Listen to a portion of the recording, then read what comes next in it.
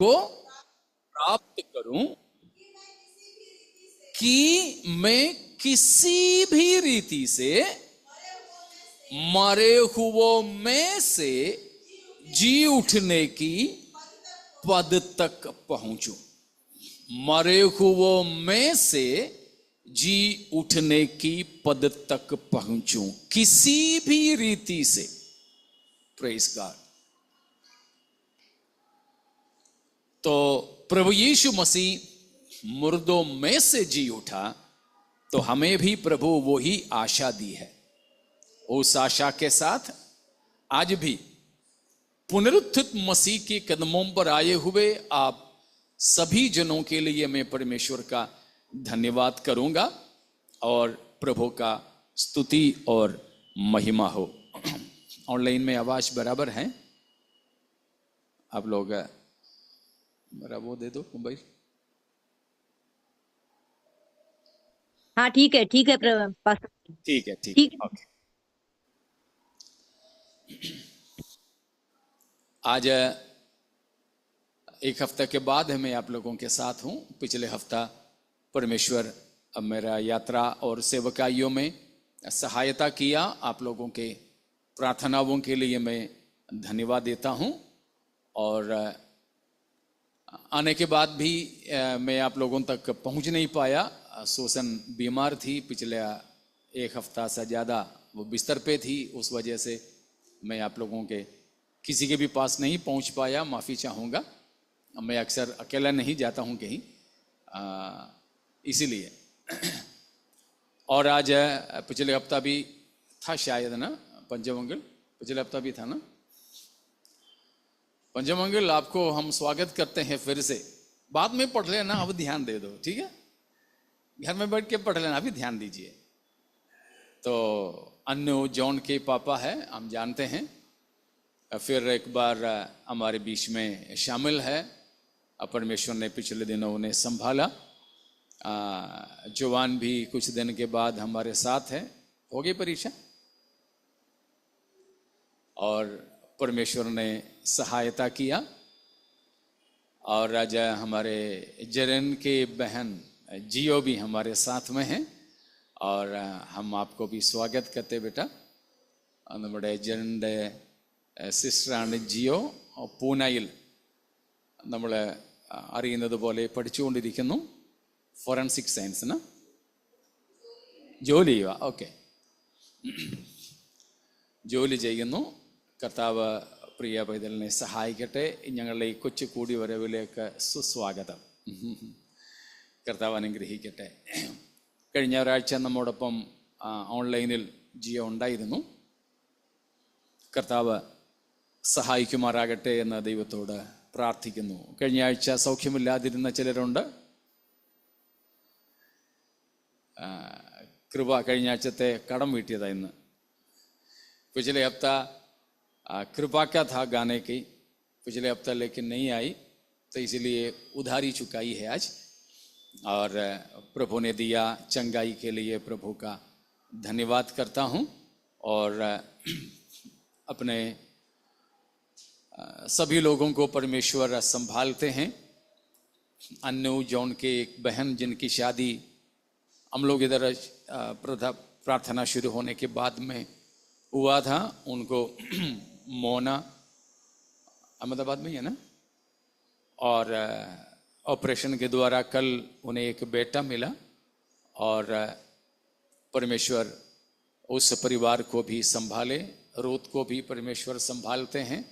और एस्तर ना, रूत ही है ना? हाँ, तो मैं रूत बोला तो शोभा ऐसे देखी तो मैं तो डर गई। मैंने सोचा मैंने गलत तो नहीं बोला।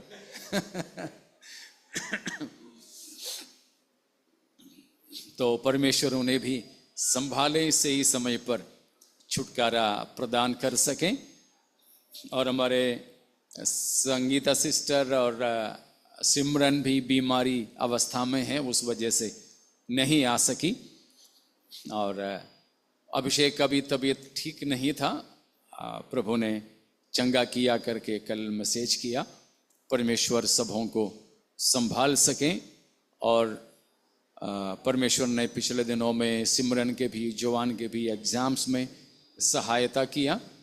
हॉस्टलों में हमारे प्रियजनों को, हमारे गांवों में, दूर दराजों में हमारे प्रिय लोगों को, सबको संभालते हैं, इसीलिए परमेश्वर का धन्यवाद करूंगा। अब हम परमेश्वर की वचन की ओर चलेंगे। बोला हिंदी मनसिलागो आगो मलयालम मंडा। ओके,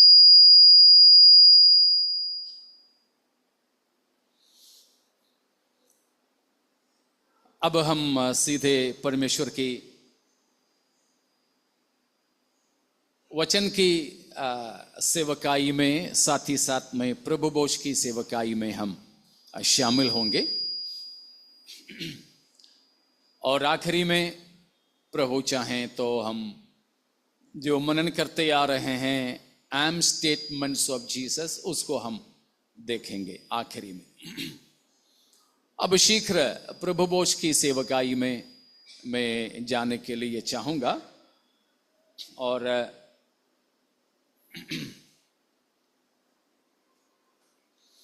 हमने आज पढ़ा हुआ वचन पहला कुरिन्थियों 11वां अध्याय 17 से लेकर की जो आयतें हैं वो प्रभु भोज के सिलसिले में हैं। अक्सर कलीसियाओं में प्रभु भोज में वो वचन, वो भाग पढ़े जाते हैं,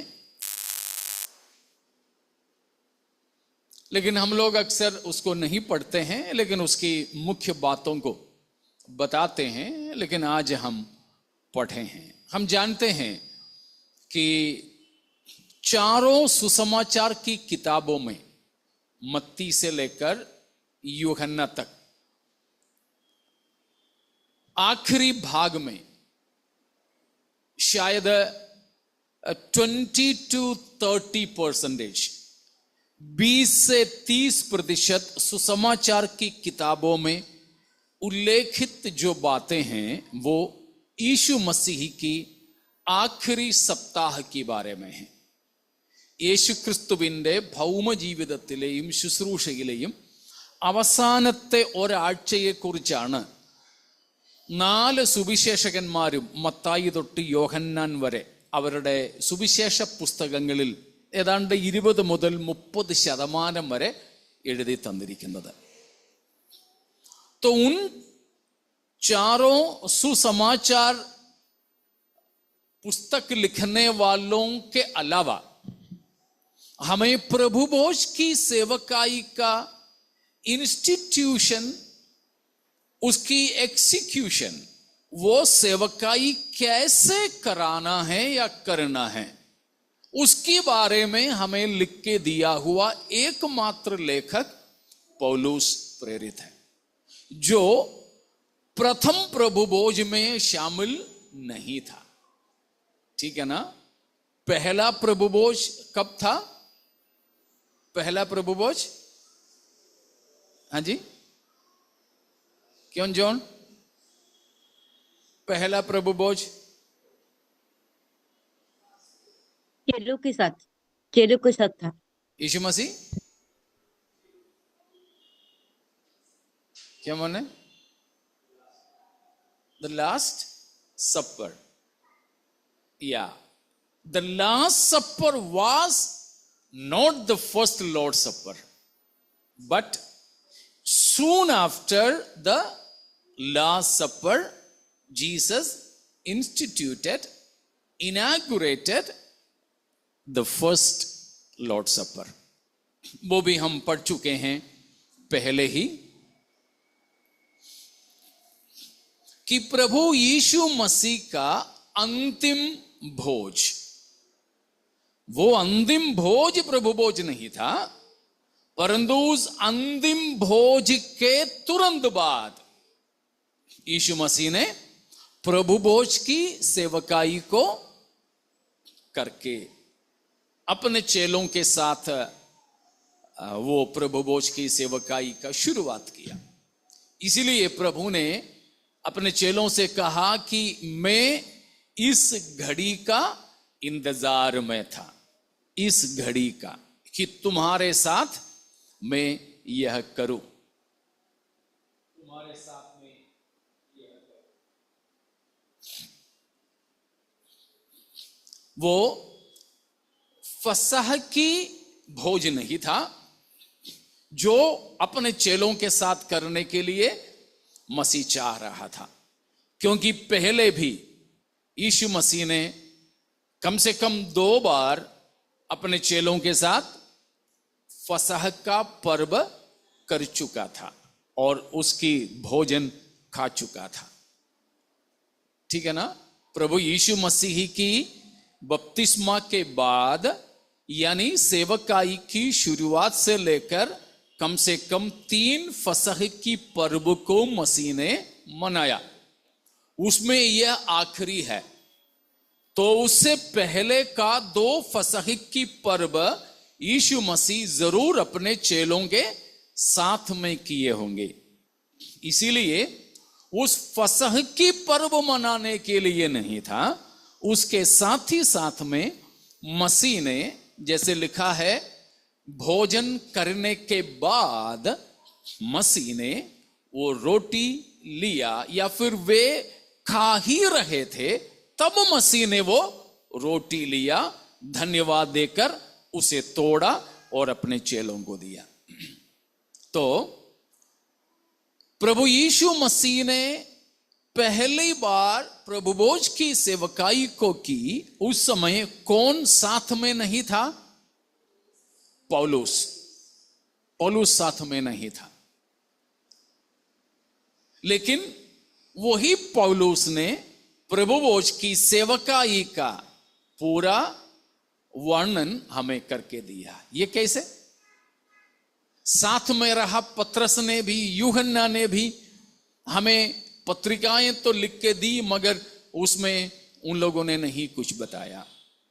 യേശുവിനോട് കൂടെ അന്ന് ആ ശുശ്രൂഷയിൽ ഉണ്ടായിരുന്ന യോഹന്നാനും പത്രോസും ഉൾപ്പെടെ ഉള്ളവർ നമുക്ക് ലേഖനം എഴുതി തന്നിട്ടുണ്ടെങ്കിലും അവരുടെ ലേഖനങ്ങളിലൊന്നും ആ കാര്യം ആ അപ്പോസ്തലന്മാര് രേഖപ്പെടുത്തിയിട്ടില്ല. പക്ഷേ ആ ആദ്യത്തെ തിരുവത്താഴ ശുശ്രൂഷയിൽ കൂടെ ഇല്ലാതിരുന്ന പൗലോസാണ് നമുക്ക് അതിൻ്റെ ശുശ്രൂഷ വിധങ്ങൾ വർണ്ണിച്ച് തന്നിരിക്കുന്നത്. എങ്ങനെ जी? उसका 23वां वचन है ना, वर्स 23।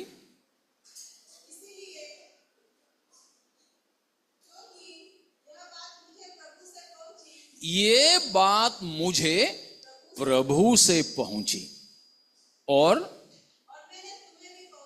तुम्हें भी पहुंचा दी। ये बात मुझे प्रभु से पहुंची।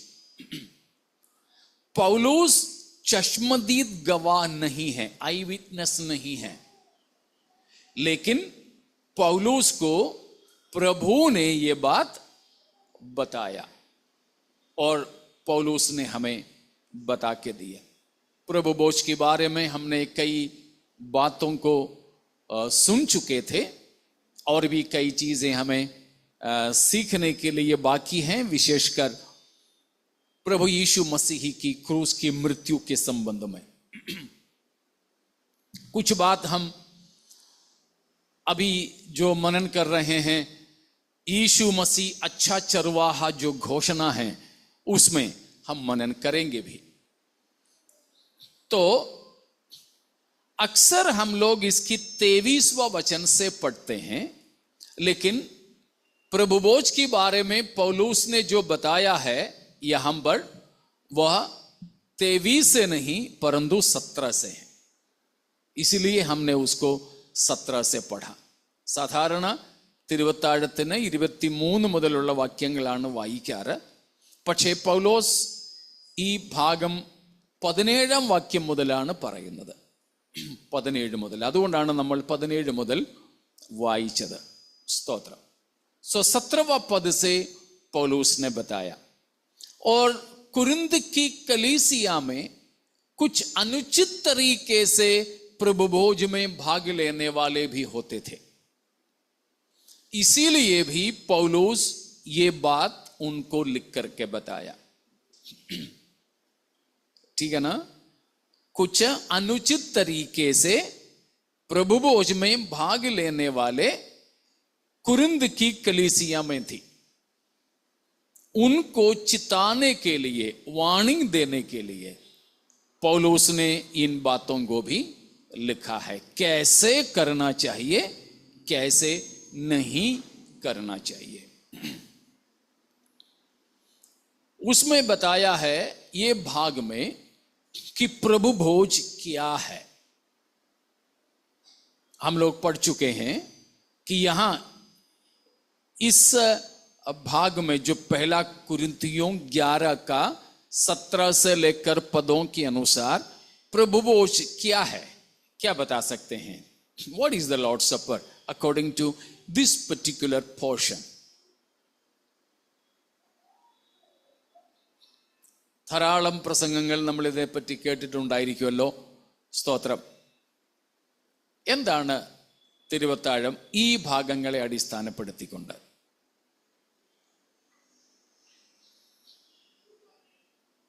ഓക്കെ, എ ന്യൂ കവനന്റ്,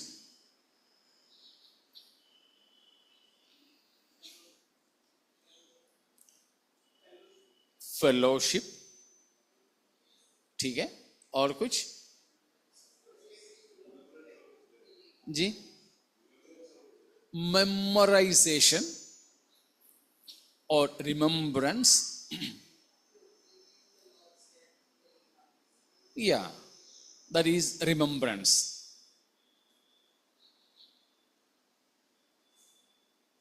या इस भाग से सबसे खास दो चीज हैं. एक है remembrance of the death of Christ, Yeshu Masih की मृत्यु का एक घोषणा है, घोषणा है. It's a declaration of the death of Christ, the death of Christ. और दूसरी बात यह है, इट इज फॉर फेलोशिप, यह सहभागिता के लिए है, सहभागिता के लिए है. और लहू या फिर उस पियाला जरूर नया वाचा का लहू है, नई वाचा का लहू है. तो हम उसमें से एक ही बात को फिलहाल लेंगे, जिसकी कई बात हम मनन कर चुके भी है, कि whenever we approach the Lord's Supper, we have to remember its meaning. That is the very death or the crucifixion of Jesus.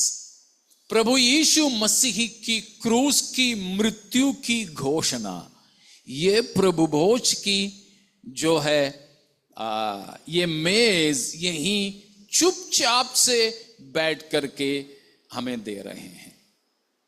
It's just silently declaring the death of Jesus.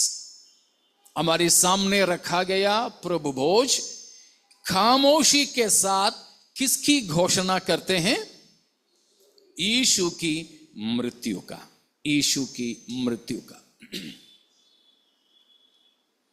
तो प्रभु यीशु मसीह मारा गया, यीशु मसीह मारा गया. मसीह की मृत्यु का क्या खासियत है? मसीह की मृत्यु का क्या खासियत है?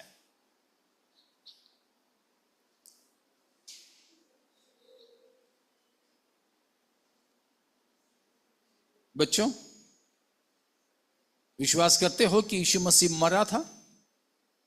हाँ, मरा था. किसके लिए?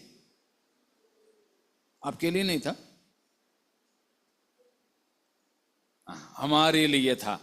और व्यक्तिगत तौर पर मेरे लिए, हमारे लिए तो आम तौर पर, और मेरे लिए व्यक्तिगत तौर पर. His death was for me. എനിക്ക് വേണ്ടിയായിരുന്നു, എനിക്ക് വേണ്ടിയായിരുന്നു. इस बीच में पिछले दिनों में मैंने सुना हुआ एक चीज प्रभु भोज के बारे में मैं आपको बताना चाहता हूं कि इसमें रोटी और दाखरस बचाना चाहिए। हम लोग सब प्रभु भोज में भाग लेने के बाद बचाना चाहिए जी। अन्य जाति लोग बचाना चाहिए कि नहीं? बचाना चाहिए कि नहीं? बचाते वो छोड़ो, सवाल मेरा यह है कि बचाना है कि नहीं? बचाना चाहिए, क्योंकि पिछले दिनों में मैंने ऐसे की शिक्षा सुना, ज्यादा दिन नहीं हुआ, कि बचाना चाहिए करके नहीं, बस इतना बांटने वाले को पक्का करना है कि सबको मिल गया, क्योंकि वो आखिरी में खाता है तो उसको भी खाने के लिए होना चाहिए बस। पिछले दिनों में मैंने ऐसे सुना, बचाते हैं और बचाना चाहिए, बचना चाहिए, और उसमें से भी एक शिक्षा, एक उपदेश लोगों ने निकाला। लोगों ने नहीं, किसी ने प्रचार में बोला कि वो जो बचा हुआ रोटी और प्याला किसको दर्शाते हैं? हाँ जी, हाँ, और लोग उद्धार पाना बाकी है, उनका खाने के चीज है ये जो बचा हुआ है। अगर किसी जगह पे बचा नहीं तो उसका मतलब यह हो गया कि अब कोई नहीं है बचने के लिए, सब बच गए? नहीं ना, ये गलत शिक्षा इस तरह आ जाता है। ऐसा नहीं, मैंने देखा है कहीं कहीं कि ये रोटी खत्म ही हो गया, फिर तो बड़ा मुश्किल से कुछ लोग बड़े बड़े जगह पर तो बचा के अलग से लेके रखते हैं, फिर वो यूं ही बांटने लग गए, यूं ही बांटने लग गए। अभी वेरी रिसेंटली, बहुत ही नजदीकी दिनों में भी एक कॉमन उसमें मैंने देखा कि दाखरस खत्म हो गया, फिर तो बोतल में भर के दूसरे जगह पे रखा था वो लेके आए, देने लग गए। तो वे ये कहेंगे कि प्यारों खत्म हो गया, उसका मतलब सब हो गया है, अब कोई बचने वाला नहीं है। ऐसी गलत शिक्षाएं न होने पाए, ये बचाना कोई जरूरी नहीं है। क्यों? यीशु मसीह ने और चेलों ने जो खाए थे वो बचाए थे क्या? नहीं बचाए थे। लेकिन जो हजारों को बांटे थे उसमें जरूर बचे, उसके बारे में लिखा जरूर था, लेकिन इसमें कुछ नहीं बचने के बारे में लिखा है। इसीलिए बचने का, बचाने का बात ही नहीं, उसमें से कोई शिक्षा, कोई उपदेश नहीं निकालें कोई, कितना भी बड़े लोग बोले तो गलत है। അതുകൊണ്ട് ഇത് എനിക്ക് തോന്നുന്നു പല സഭകളിലും ഈ ശേഷിച്ചത് സഹോദരന്മാർക്ക് മാത്രമേ കൊടുക്കാറുള്ളൂ। हमारे इधर तो बहनों को भी देते हैं, जो बचा हुआ है तो अक्सर भाई लोगों को ही देते हैं, बहनों को नहीं देते हैं। तो वो उसका कारण क्या है मुझे नहीं पता। जैसे मैंने आप लोगों को बोला, प्रभु भोज में अगर बहनें भी भाग ले सकती हैं तो फिर जरूर बचा हुआ भी खा सकती है, कोई दिक्कत नहीं है उसमें, ऐसा कोई शिक्षा नहीं है। शायद बचा हुआ थोड़ा था और भाई लोग ज्यादा थे तो बस उन्हीं को दिए होंगे, उस वजह से हैं, बाकी कुछ नहीं है। क्या बोले?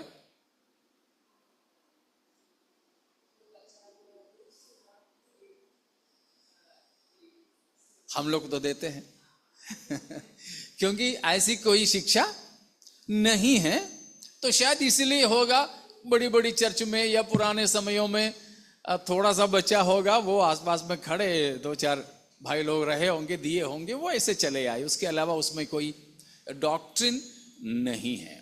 तो ये यीशु मसीह और चेलों ने वो रोटी खाए थे और प्याला पूरे पिए थे।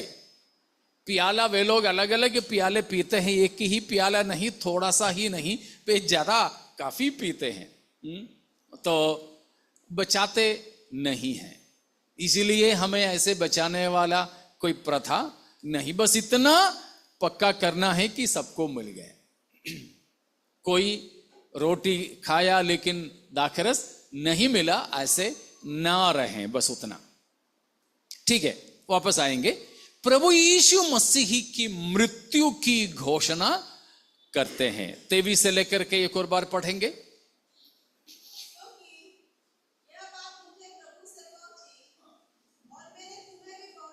या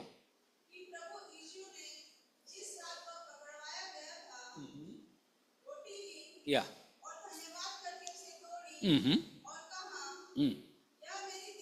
या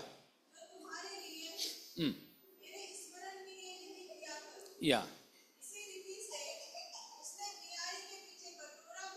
या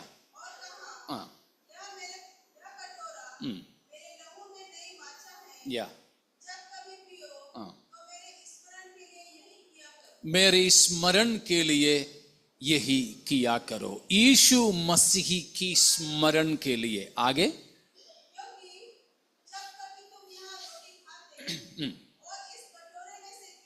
या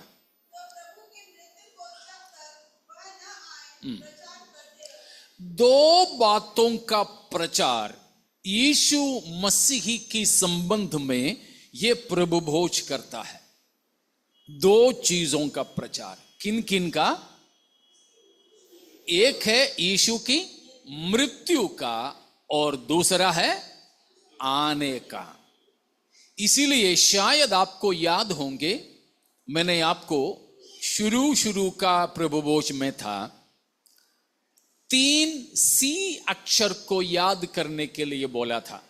याद है या मैंने नहीं बताया था? बताया तो होगा। क्यों जॉन, कुछ याद है?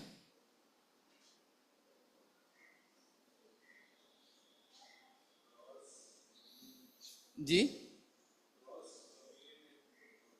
कम्युनियन नहीं, क्रॉस ही है। या cross, conscience and crown, 3 Cs. प्रभु भोज के समय में हमको याद करने का 3 बात है। पहला, the cross of Christ, Yeshu Masih की क्रूस को याद करें, मृत्यु। और दूसरा है कॉन्शियंस, इसी में बताया, नीचे पौलुस ने बताया है, अपने आप को जांचना। कॉन्शियंस, अपनी विवेक को जांचना, तो मसीही की क्रूस को, दूसरा है अपने विवेक को, और तीसरा है, वहां हमने पढ़ा भी, उसकी आने को, दैट इज द क्राउन और द ग्लोरी और द ग्लोरिफिकेशन। मसीह की आना, मसीह की मुकुट, मसीह की महिमाकरण को भी हमें याद करना है, क्योंकि मसीह की कथा क्रूस पर खत्म नहीं हुआ, कब्र में खत्म नहीं हुआ। 3 दिन के बाद प्रभु यीशु मुर्दों में से जी उठा, जी उठकर 40 दिन तक इसी धरती पर रहा, और 40 दिन के बाद मसीह स्वर्ग उठा लिया गया। That was the glorification of Jesus. यीशु मसीह की महिमाकरण क्या था? 40 दिन के बाद, पुनरुत्थान के 40 दिन के बाद स्वर्ग उठा लिया जाना यीशु की महिमाकरण था। He was glorified. Otherwise, Jesus' prayer in John 17:5 was fulfilled by the ascension of Jesus Christ. Understood? यूहन्ना 17 अध्याय की 5वां पद की मसीह की प्रार्थना यीशु के उठा लिए जाने के साथ पूरा हुआ है। आप लोग मेरे साथ है ना? मसीह ने क्या प्रार्थना किया था यूहन्ना 17 का 5 में? या थोड़ा सा और ताकत से glorify me together with yourself with the glory which I had with you before the world was.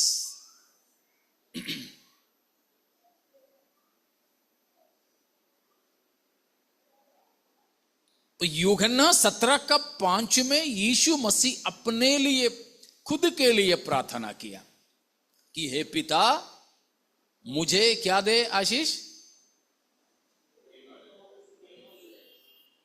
मुझे महिमा दे। कैसे? जो महिमा, दो चीज, एक तो आपके पिता के साथ मेरा था, दूसरा कब से? जगत की उत्पत्ति से पहले से। वो प्रार्थना पूरा हो गया कब? यीशु की पुनरुत्थान के 40 दिन के बाद, जिसकी बयान हमें इफिसियों 1 का 20 से लेकर की पदों में है।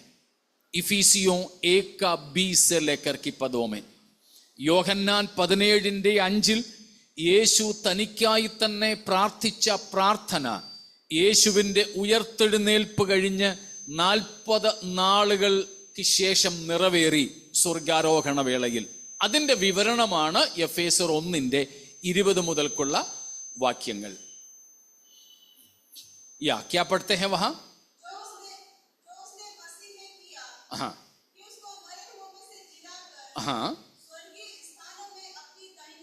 स्वर्गीय स्थानों में अपने दाहिनी ओर, उसके बाद में देखो सब प्रकार की प्रधानता, अधिकार, सब प्रकार के सामर्थ और सबके साथ में सब प्रकार का जोड़ना चाहिए, है ना? सब प्रकार की प्रभुता, सब प्रकार के अधिकार, सब प्रकार की सामर्थ,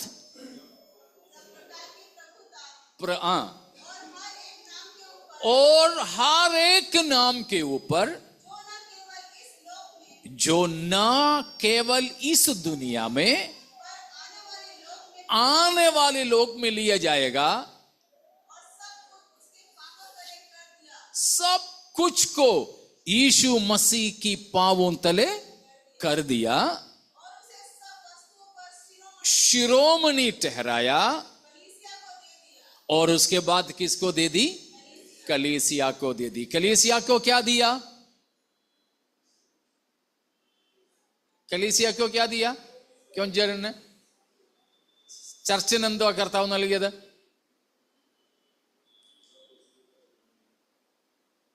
ജിയോ സഭയ്ക്ക് നൽകി. സഭയ്ക്ക് എന്തോ നൽകിയേ? ആരെയാ നൽകിയേ?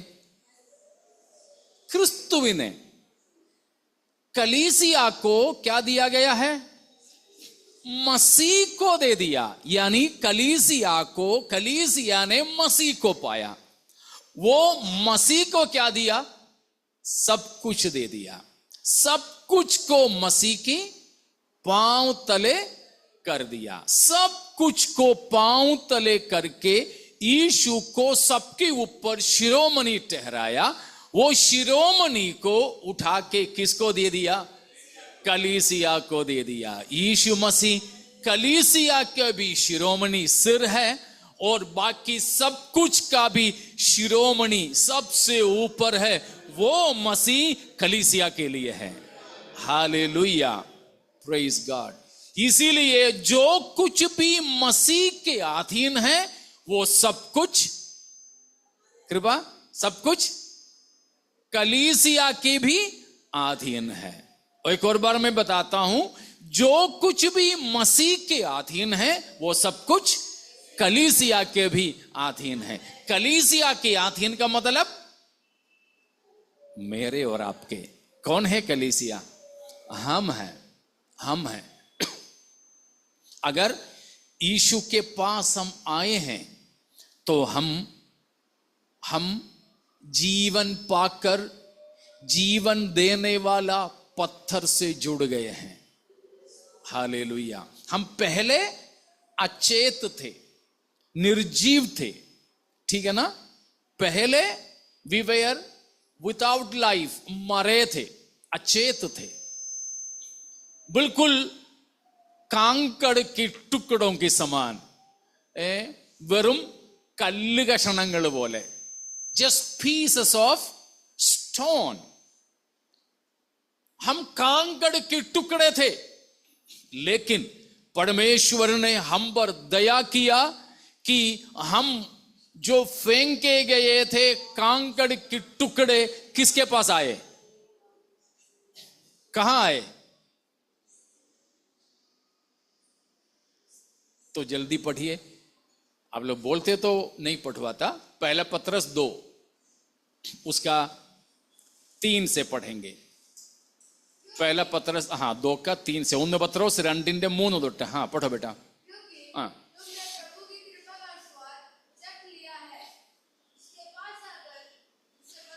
उसके पास आकर जिसे मनुष्यों ने निकम्मा ठहराया था, परंतु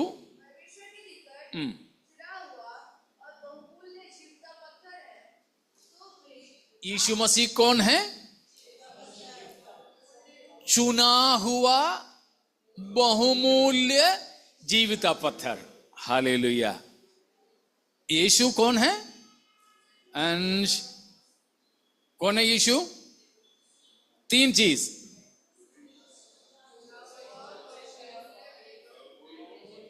हाँ, प्रेज गॉड। ठीक है, यीशु के पास जो चुना हुआ, परमेश्वर के द्वारा चुना हुआ, चोसन, अपॉइंटेड, ऑर्डर्ड, ठहराया गया पत्थर, वो है चुना हुआ। और कैसा है वो? प्रेशियस, बहुमूल्य है, अनमोल पत्थर। और कैसा? जीवित पत्थर है। वहां नहीं लिखा, एक और चीज मैं बताना चाहूंगा, वो केवल जीवित ही नहीं है, वो जीवन दाता पत्थर भी है। क्योंकि बाद में लिखा है हम भी, उसके पास आकर तुम भी आप ही जीवित पत्थरों के समान। तो चौथी बात है, हम मरे हुए पत्थर की, कांकड़ के टुकड़ों को भी वो पत्थर ने क्या दे दिया? जीवन दे दिया। तो जीवन दाता पत्थर बन गया है। ठीक है, तो उसके पास जब हम आए तो उसने हमें भी जीवित पत्थर बना दिया है। हालेलुया। हमें प्यारो अगर कुछ है वो केवल उसी वजह से कि हम उसके पास आए। अगर हमारे पास कुछ है तो केवल किस लिए? आशीष इधर ही हो। केवल किस लिए? सोचिए ब्रदर, जोर से बोलिए ना, बिना सुने क्या?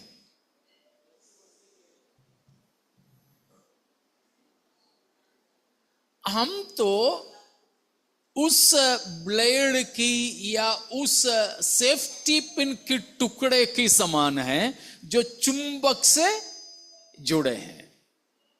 आज हमारे पास हम जो सेफ्टी पिन है, नहीं तो खिल्ले की टुकड़ा है, इसमें भी अगर कोई ब्लेड या लोहे की चीज अगर खींचा जाता है तो हमारी क्षमता से नहीं, केवल किस लिए?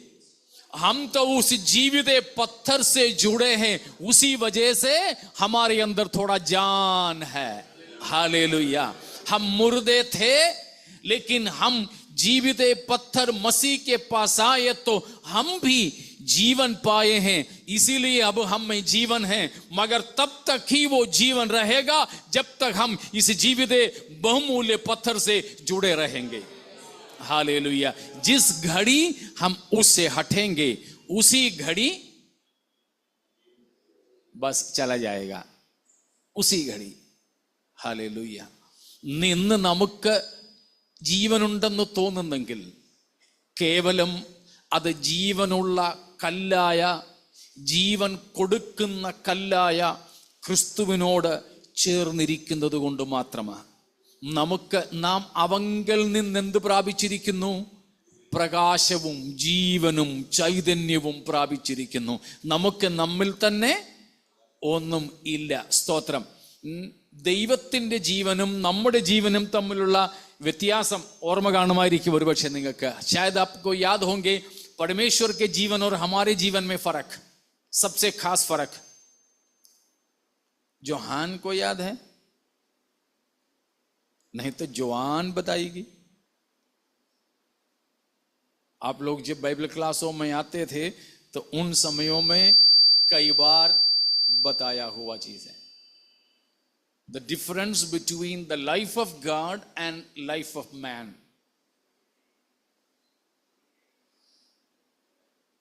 अभी तक नहीं तो रूफस तैयार है।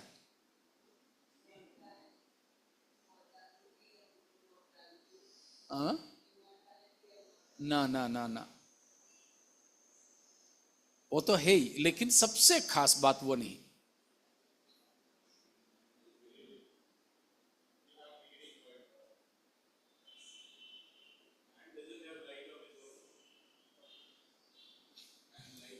या यूहन्ना 5 में और 10 में यीशु मसीह ने वो चीज बताया कि जैसे पिता को अपने आप में जीवन है, वैसे ही पुत्र को भी पिता ने ऐसा वरदान दिया है कि अपने आप में जीवन पाए.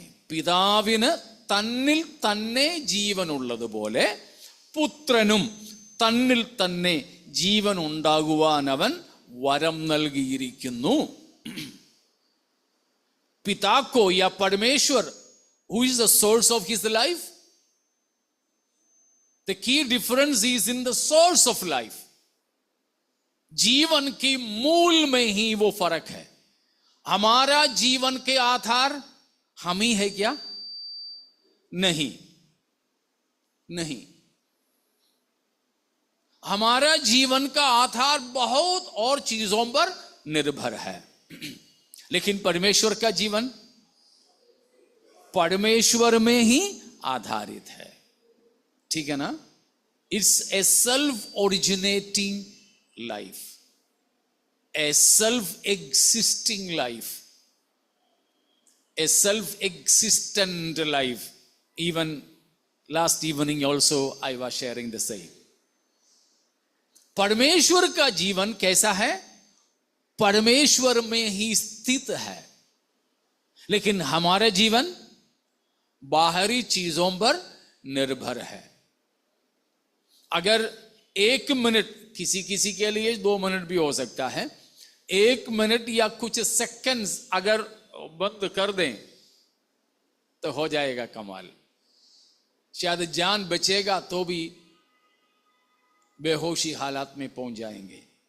कुछ ही सेकंड्स दिमाग में ऑक्सीजन नहीं पहुंचा, उस वजह से था. एक सिस्टर 2-3 हफ्ता पहले भी हम लोग बताए थे केईएम में ना, 40 साल तक कोमा में रही.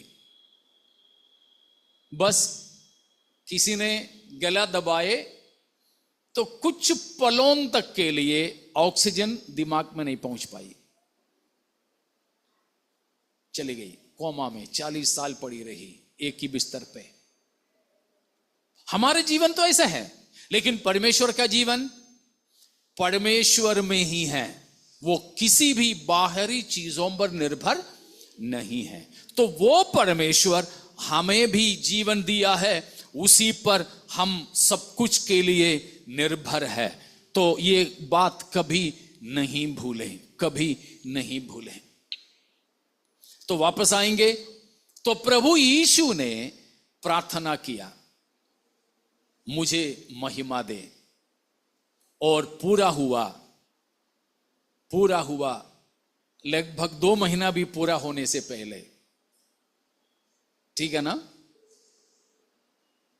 तो प्रभु भोज में हम आते समय हमें क्या क्या याद करना है? पहला, उसकी, जल्दी जल्दी बोलिए ना, मृत्यु को, और दूसरा उसकी आने को। उसकी आना क्या है?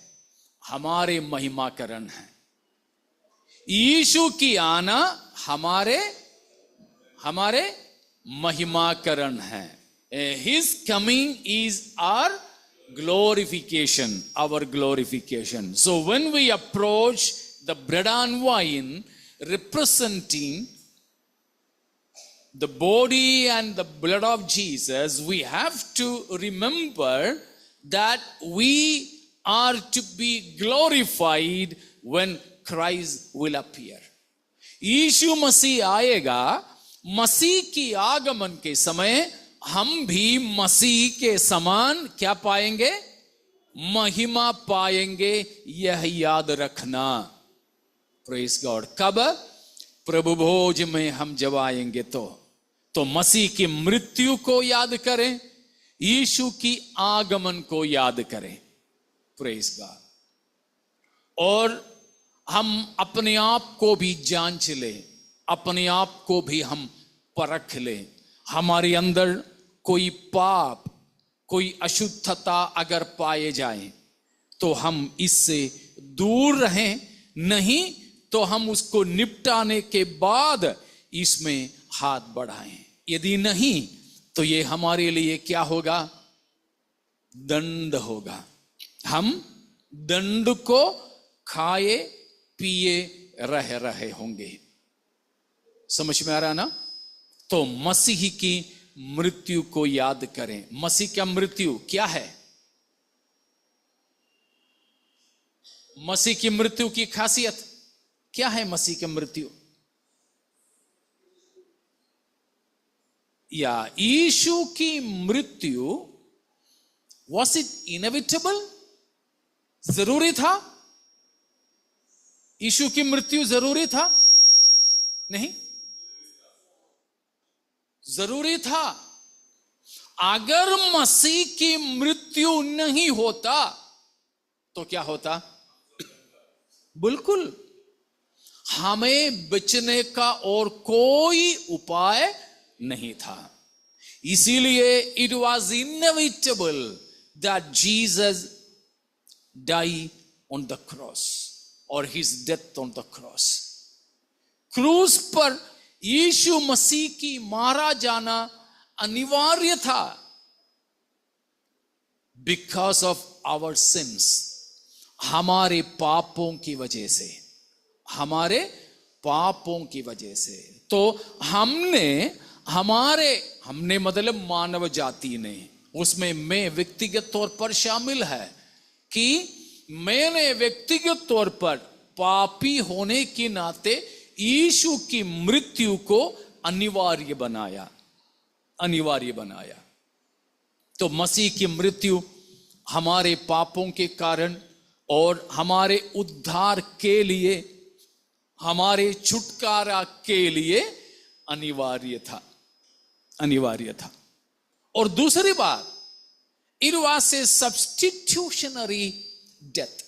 मसीह की मृत्यु हमारे बदले में था। जहां मैं मरना चाहिए था, मेरी बदले में मेरा यीशु मारा गया। वो हमें याद करना। यीशु मरा करके ही याद नहीं करें, परंतु यीशु मसीह की मृत्यु को मैंने अनिवार्य बनाया और यीशु की मृत्यु मेरे लिए और मेरे बदले में था, ये भी हम याद करें। याद करते हुए उस लहू से अपने आप को धो डालते हुए और अपने आप को परखते हुए हम इस रोटी और प्याले की ओर आ जाएं। और भी काफी बातें उसमें हैं, लेकिन आज उसके लिए समय अब हमारे पास नहीं है, तो यहां मैं समाप्त करूं। हम इस प्रभु भोज में जाएंगे तो अवश्य उन बातों को याद करें। यीशु की मृत्यु, दूसरा यीशु मसीह की आगमन। मसीह की आगमन का मतलब हमारे महिमाकरण। अगर हम महिमा पाना है तो हम पवित्र जीवन बिताएं, पवित्र जीवन बिताएं। इसलिए जब हम इस प्रभु भोज में आए, अपने विवेक, अपने कॉन्शियंस को भी जांच लें कि कोई पाप, अपवित्रता ही नहीं। हमें शायद याद नहीं होगा, तो भी यह समय है अपने आप को जांचने का, परखने का। अपने आप को जांचते परखते हुए यीशु की मृत्यु को हमने अनिवार्य किया, और यीशु की मृत्यु मेरी बदले में था, स्मरण करते हुए धन्यवाद से भरे दिल के साथ, पवित्र जीवन बिताने की संकल्प और समर्पण के साथ हम प्रभु की उपस्थिति में आ जाएंगे। हालेलुया। थोड़ी देर अपने आप को हम जांचते हुए, परखते हुए प्रभु के सम्मुख में रहेंगे।